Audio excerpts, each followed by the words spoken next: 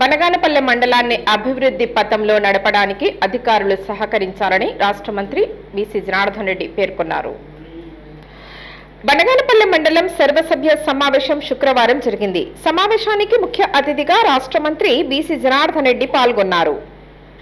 బనగానపల్లె మండలాన్ని అభివృద్ధి పథంలో నడపడానికి ప్రతి ఒక్కరూ కృషి చేయాలని కోరారు. రైతులకు ఎరువులు అందుబాటులో ఉన్నాయని, రైతులకు వ్యవసాయ అధికారులు అందుబాటులో ఉండాలని సూచించారు. బనగానపల్లె ప్రభుత్వ ఆసుపత్రిలో ఖాళీగా ఉన్న వైద్యుల పోస్టులను భర్తీ చేస్తామని తెలిపారు. కార్యక్రమంలో మండలాధికారులు, సర్పంచులు, ఎంపీటీసీలు పాల్గొన్నారు.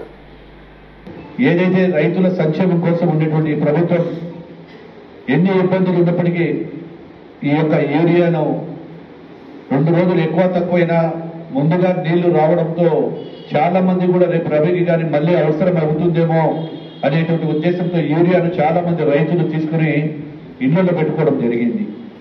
దాంతో స్కేర్సిటీ వచ్చిందని చెప్పి కొంతమంది రైతులు ఆందోళన చెందారు. దాన్ని కూడా మేము ప్రభుత్వం దృష్టికి తీసుకెళ్లి నియోజకవర్గంలో ఎక్కడ కూడా యూరియా సమస్య లేకుండా చేయడం జరిగింది.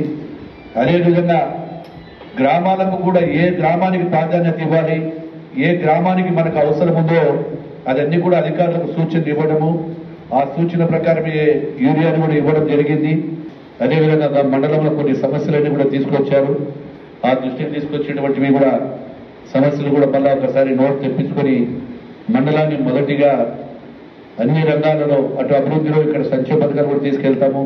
పథకాలన్నీ కూడా సక్సెస్ గా చేసి ఈ విషయాలన్నిటి కూడా అధికారులు మీరు గ్రామాలకు వెళ్ళినప్పుడు ప్రజాప్రతినిధులు మనం మంచి చేసిన ప్రతి పనిని కూడా వాళ్ళ దగ్గరికి తీసుకెళ్లాల్సిన బాధ్యత మనం మీద ఉంది.